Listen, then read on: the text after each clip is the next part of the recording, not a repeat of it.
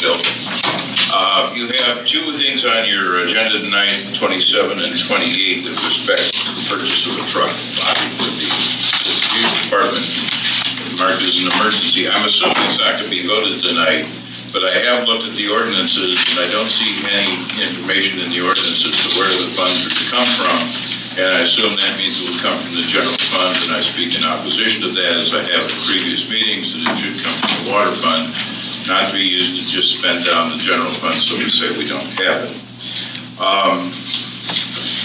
At the last, not the last, at the first meeting in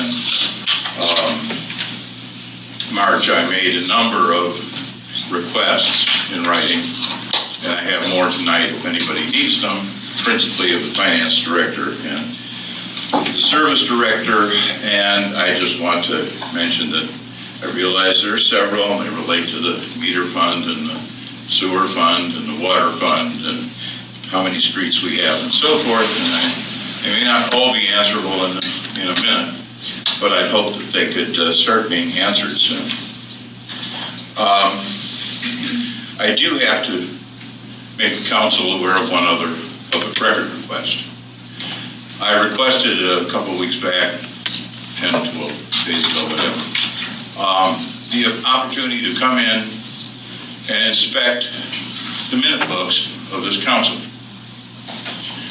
Section 121.22 of the Ohio Revised Code requires that all of those minutes forever be kept available for public inspection. The clerk of council referred the issue to the law director, who responded that requesting the records from 1997 to 2010 that were the minutes of council was vague and too broad.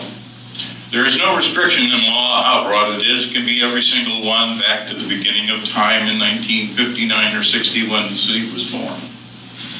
And it isn't vague, it's every minute. I want to go read them.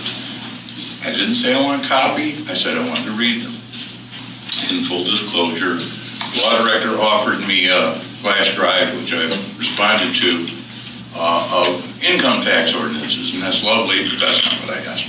I'll be happy to take that part of it, but I want to read the minutes.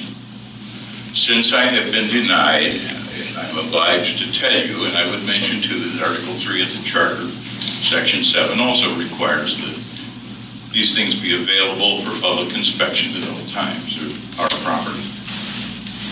So unfortunately, some of you are probably about to become defendants in a lawsuit. I apologize. That wasn't my intention, wasn't my wish, but I want to see the minutes. So I hope that in the future, when people make requests to see their records, whether they're records of this council or its committees, or whether it's boards and commissions, or whether it's other records of the city, that they're better accommodated than they have been recently. Thank you.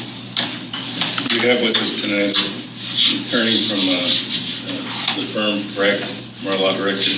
Yes, I am Lisa Mack. I am filling in this evening for Susan Anderson. I believe you looked at those requests that Mr. Taft has talked about. I am aware of the requests, okay. And I am aware that Ms. Anderson is responding to those requests. Okay, thank you very much.